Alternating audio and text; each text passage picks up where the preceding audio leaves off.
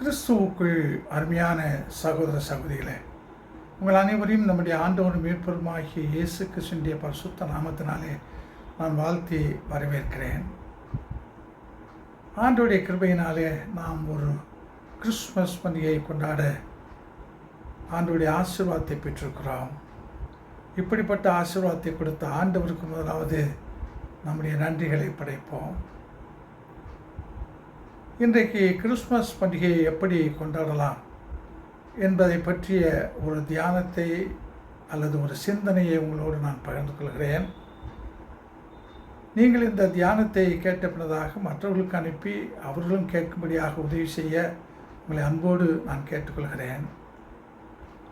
இன்றைய தியானத்திற்கு நான் கொடுக்கின்ற தலைப்பு கிறிஸ்து விரும்பும் Christmas. The Christmas that Christ likes or loves. இதை நான் 3 சின்ன தலைப்புகளிலே பகிர்ந்து கொள்கிறேன். முதல் தலைப்பு ஓரங்களை நேசிப்போம். Let us love the people who are away from the mainstream. இரண்டாவது தலைப்பு உயரங்களை போஷிப்போம். Let us spiritually and intellectually satisfy the people who are in the elevated situation. மூன்றாவது தலைப்பு பாரங்களை யோசிப்போம். Let us ponder over or contemplate the people who are experiencing heavy burden in their life. முதல் தலைப்பாக நான் சொன்னேன், ஓரங்களை நேசிப்போம். நாம் கிறிஸ்மஸ் பண்டிகையை கொண்டாடுவதற்கு பல ஆயத்தங்களை செய்கிறோம்.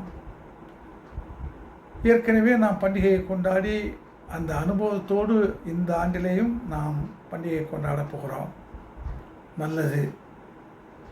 ஆனால் இன்றைக்கு நான் சொல்லுகின்ற இந்த கருத்தையும் கூட நீங்கள் சிந்தித்து பார்க்கும்படியாக உங்களை அன்போடு நான் கேட்டுக்கொள்கின்றேன். ஓரங்களை நேசிப்போம். நம்முடைய ஆண்டவர் இயேசு கிறிஸ்து பிறந்த அந்த செய்தி முதல் ஓரங்களிலே, அதாவது முக்கியமான நகரத்தை விட்டு தூரமாய் வயல்வெளிகளிலே தங்கியிருந்த மேய்ப்பர்களுக்கு தான் அது சொல்லப்பட்டது. எனவே தான் நான் சொன்னேன், ஓரங்களை நேசிப்போம். ஆண்டவருடைய பிறப்பின் செய்தி எப்படி முதல் ஓரங்களிலே வாழ்ந்த மேய்ப்பர்களுக்கு சொல்லப்பட்டதோ, அதே போன்று இன்றைக்கு நீங்களும் நானும் கூட ஓரங்களிலே வாழ்கின்ற மக்களை நாம் சந்தித்து அவர்களோடு நாம் இந்த பண்டிகையை கொண்டாடுவது அது மிகவும் பொருத்தமான ஒன்றாக இருக்கும். யோசித்து பார்ப்போம். கிறிஸ்மஸ் என்ற உடனே நகரங்களிலே இருக்கக்கூடிய ஆலயங்களிலே ஏராளமான நிகழ்ச்சிகளை நடத்துகின்றோம். கிறிஸ்மஸ் கேரல் சர்வீஸ் என்று நடத்துகிறோம். கிறிஸ்மஸ் கேரல் ரவுண்ட் என்று சொல்லி பாடல் பாடி நம்முடைய சபை மக்களை நாம் சந்திக்கின்றோம். இதே போன்று சிறு பிள்ளைகளுக்கு ஒரு கிறிஸ்மஸ் விழா, சில சபைகளில் பெண்கள் பெரியவர்களுக்கு கிறிஸ்மஸ் விழா நடத்துகிறார்கள். நல்லதுதான். இத்தனையும் நாம் நகர ஆலயங்களிலே தான் நடத்துகின்றோம். யோசித்து பார்ப்போம். கிராமங்களிலே இருக்கக்கூடியவர்களுக்கு நாம் சொல்லுகின்ற Christmas carol service, Christmas carol round, சிறு பிள்ளைகளுக்கென்று, பெரியவர்களுக்கென்று, பெண்களுக்கென்று விழாக்களை நடத்துகிற அந்த நிலை அவளுக்கு பல கிராமங்களிலே இல்லை. ஒரு சில கிராமங்களிலே அது நடத்தப்படுகிறது என்பது உண்மை. ஆனால் பெரும்பாலான கிராமங்களிலே அப்படிப்பட்ட வசதிகள் இல்லை. அதை முன்னின்று நடத்தக்கூடியவர்களும் இல்லை. இப்படிப்பட்ட நிலையில் ஆண்டவருடைய பிறப்பு முதல் மேய்ப்பர்களுக்கு சொல்லப்பட்டதை போன்று நீங்களும் நானும் இந்த நகரத்தை விட்டு கிராமங்களில் வாழ்கின்ற அந்த மக்களை, நான் ஏற்கனவே சொன்ன அப்படிப்பட்ட விழாக்களை செய்ய முடியாத நிலையில் இருக்கக்கூடிய அந்த மக்களை நாம் சந்தித்து இந்த ஆண்டில் ஏதாவது ஒரு கிராமத்தில் அந்த கிராம மக்களோடு நாம் கிறிஸ்மஸ் பண்டிகை கொண்டாடினால் அது மிக பொருத்தமான ஒன்றாக இருக்கும். யோசித்து பார்ப்போம். நகரங்களிலேயே எத்தனையோ ஆண்டுகள் எத்தனையோ முறை கிறிஸ்மஸ் பண்டிகை கொண்டாடி இருக்கிறோம். இந்த முறை ஆண்டவருடைய பிறப்பு முதல் மேய்ப்பர்களுக்கு, அதாவது தூரமாய், அதைத்தான் நான் ஆங்கிலத்தில் சொன்னேன், let us celebrate the Christmas with the people who are away from the mainstream. அப்படிப்பட்ட ஓரங்களில் இருக்கக்கூடிய மக்களை நாம் சந்தித்து அவர்களோடு பண்டிகையை கொண்டாடி அவர்களோடு சேர்ந்து இந்த கிறிஸ்மஸ் விழாவை எப்படி மகிழ்ந்து கொண்டாடலாம் என்பதை நாம் யோசித்து இந்த ஆண்டில் அப்படி செய்யும்படியாக நான் அன்போடு கேட்டுக்கொள்கின்றேன். ஓரங்களை நேசிப்போம். ஆண்டவர் இயேசு எப்போதும் ஓரங்களை அதிகமாய் விரும்பினவர். அவர் தமக்கு சீடர்களை தெரிவு செய்ய வேண்டும் என்று விரும்பினார். அப்படி விரும்பின ஆண்டவர் நகரங்களை நோக்கி போகவில்லை, கடற்கரை ஓரத்தை, அங்கேதான் சீடர்களை தெரிவு செய்தார் என்று சொல்லி நாம் பார்க்கிறோம், பெரும்பாலான சீடர்களை. எனவே நான் கொடுத்த தலைப்பு கிறிஸ்து விரும்பும் கிறிஸ்மஸ். ஓரங்களை விரும்புகின்ற நம்முடைய ஆண்டவர் கிறிஸ்து, நீங்களும் நானும் ஓரங்களுக்கு சென்று கிறிஸ்மஸ் பண்டிகையை அப்படிப்பட்ட மக்களோடு நாம் கொண்டாடும்போது உண்மையாகவே மகிழ்ச்சி அடைவார். கிறிஸ்மஸ் பண்டிகையும் ஒரு அர்த்தமுள்ள பண்டிகையாக இருக்க முடியும். யோசித்து பார்ப்போம். முடிந்தால் முடியாதது என்று ஒன்றுமில்லை, மனம் உண்டானால் மார்க்கம் உண்டு. எனவே இந்த ஆண்டில் கிறிஸ்மஸ் பண்டிகையை வித்தியாசமான முறையில் கிறிஸ்து விரும்புகின்ற ஒரு பண்டிகையை நாம் கொண்டாடி கிறிஸ்துவையும் மகிழ்ச்சிப்படுத்துவோம், கிராம மக்களையும் மகிழ்ச்சிப்படுத்துவோம், நாமும் மகிழ்ச்சி அடைவோம். ரெண்டாவதாக நான் சொன்னேன், உயரங்களை போஷிப்போம். கிறிஸ்மஸ் பண்டிகை என்று சொன்ன உடனே நான் ஏற்கனவே சொன்னேன், நகரங்களை விட்டு தூரமாய் இருந்த மேய்ப்பர்களுக்கு முதல் செய்தி சொல்லப்பட்டது என்று சொல்லி, அதே நேரத்தில் நகரங்களை கிறிஸ்மஸ் செய்தி விட்டுவிடவில்லை என்பதையும் நான் சுட்டி காட்ட விரும்புகிறேன். நாம் எல்லோருக்கும் தெரியும், 3 wise men அல்லது 3 kings from the east, 3 சாஸ்திரிகள் என்று சொல்லி நாம் அறிந்திருக்கிறோம். அவர்கள் கிறிஸ்து பிறப்பினுடைய செய்தியை ஒரு நட்சத்திரத்தின் மூலமாக அறிந்து கொண்டார்கள் என்று சொல்லி நாம் பார்க்கிறோம். அப்படி பார்த்த அவர்கள் எப்படியாவது ஒரு ராஜ குழந்தை பிறந்திருக்கிறது, அதை பார்க்க வேண்டும் என்று தூரத்திலிருந்து அவர்கள் நீண்ட பயணத்தை எடுத்து வருகிறார்கள். இங்கே நான் சொல்ல விரும்புவது,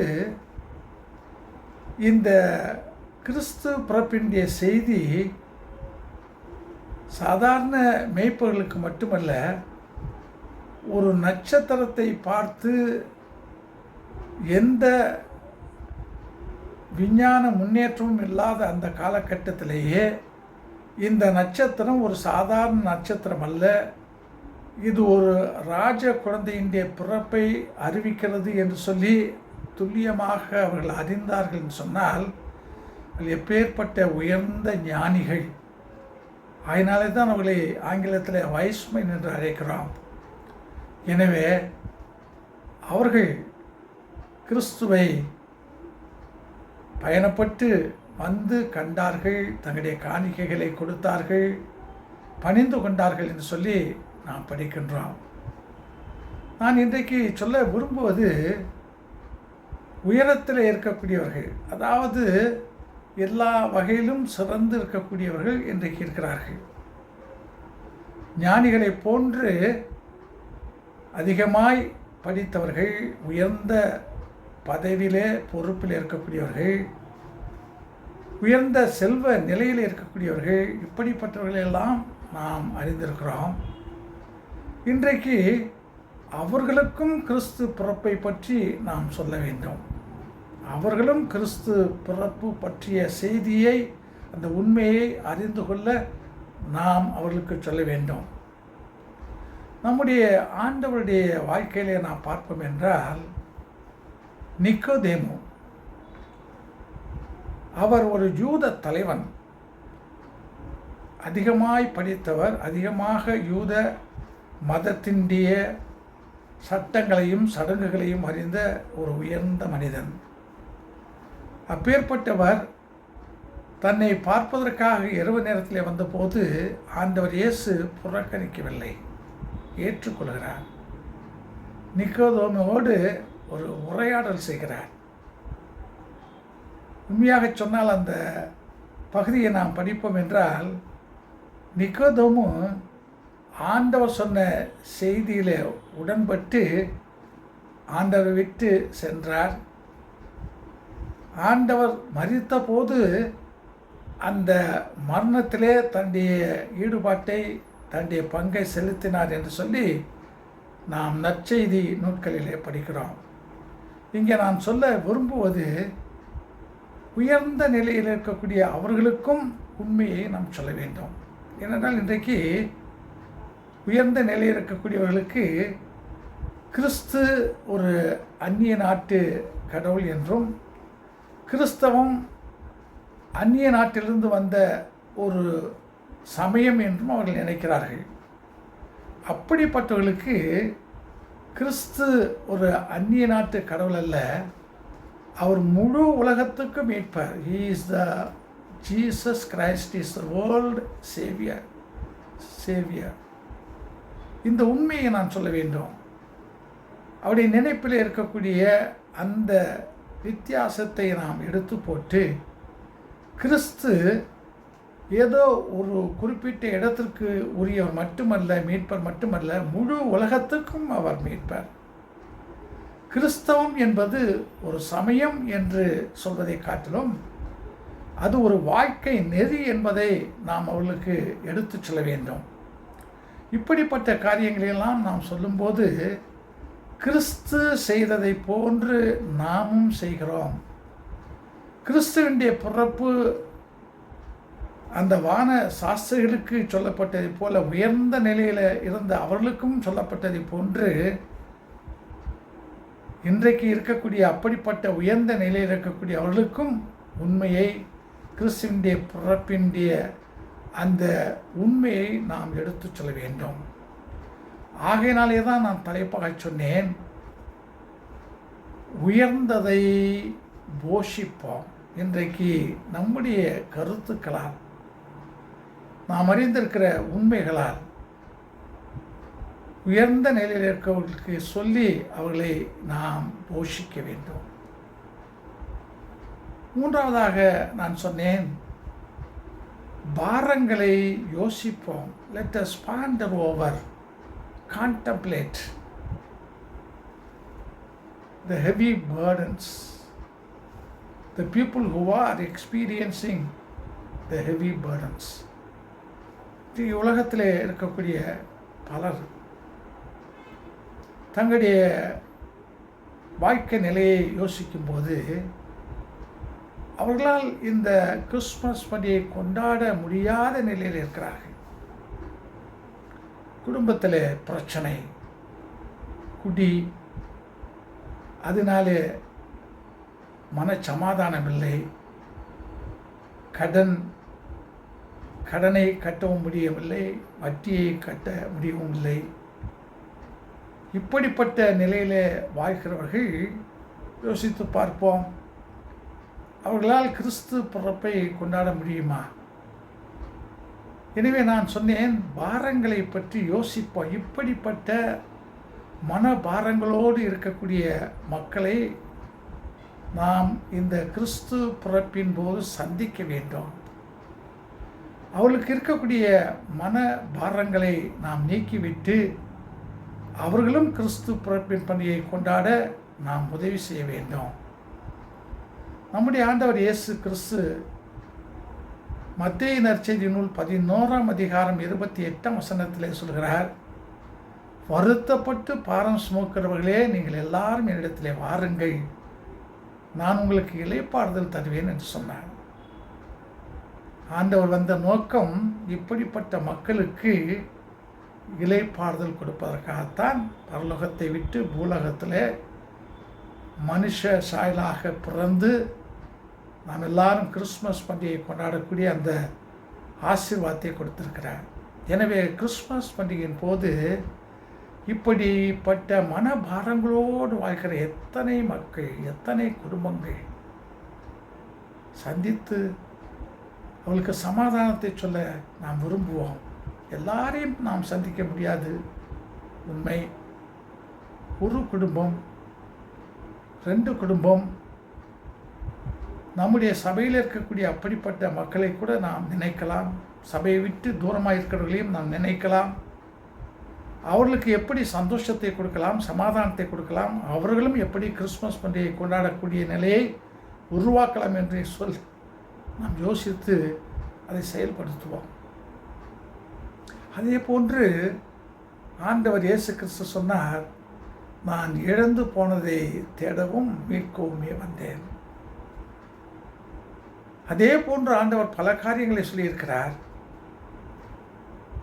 குணமாக இருக்கக்கூடிய ஒருவனுக்கு வைத்தியன் தேவையில்லை,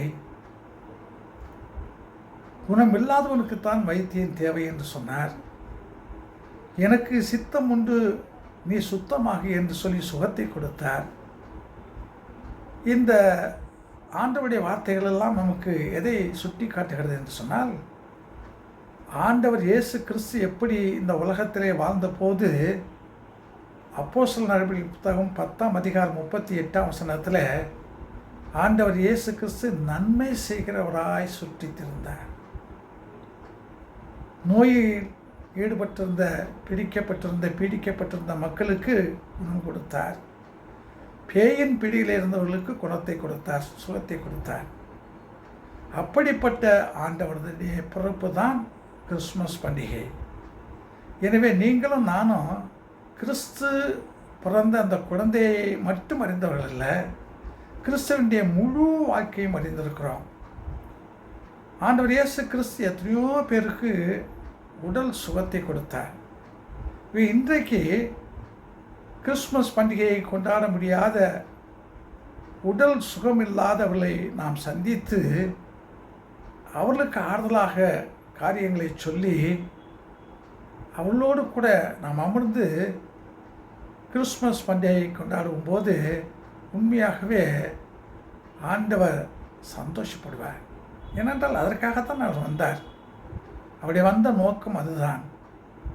எனவே அருமையான சகோதர சகோதரிகளே, இன்றைக்கு உலகத்தில் எத்தனையோ பேர், நான் ஆரம்பத்திலே சொன்னமாக, கிறிஸ்மஸ் பண்டிகையை கொண்டாட முடியாத இக்கட்டான சூழ்நிலை, மனபாரங்களோடு வாழ்ந்து கொண்டிருக்கிறார்கள். சமாதானம் இல்லை, சந்தோஷம் இல்லை. அவர்களால் கிறிஸ்மஸ் பண்டிகையை நினைக்கக்கூட முடியாது. நினைக்கவே முடியாது என்றால் எப்படி கொண்டாட முடியும்? எனவே அப்படிப்பட்ட மக்களை நாம் யோசிப்போம். அதனால்தான் தலைப்பாக சொன்னேன், பாரங்களை யோசிப்போம். மனபாரங்களோடு வாழ்ந்து கொண்டிருக்கிற மக்களை நாம் நினைப்போம். நான் மறுபடியும் சொல்கிறேன், இன்றைக்கு மனபாரங்களோடு வாழ்ந்து கொண்டிருக்கிற ஏராளமான மக்கள் உண்டு. எல்லாரையும் நாம் சந்திக்க முடியாது. ஆனால் நம்முடைய ஆண்டவர் சந்தித்ததைப் போல நாமும் ஒருவரையாவது, ஒரு குடும்பத்தையாவது, ஒரு கிராமத்தையாவது நாம் சந்தித்து கிறிஸ்து பிறப்பை அவர்கள் கிறிஸ்து விரும்புகின்ற நிலையிலே கொண்டாடக்கூடிய அந்த நிலையை நாம் உருவாக்கி அவளோடு நாமும் கொண்டாட விரும்புவோம். இந்த கிறிஸ்மஸை இத்தனை ஆண்டுகள் நாம் கொண்டாடினதை விட ஒரு புதிய முறையில் நான் தலைப்பாக சொன்னதை போன்று கிறிஸ்து விரும்பும் ஒரு பண்டிகையாக இந்த பண்டிகையை கொண்டாடுவோம். ஆண்டவர் நம்மை ஆசீர்வதித்து காப்பாராக. ஆமென்.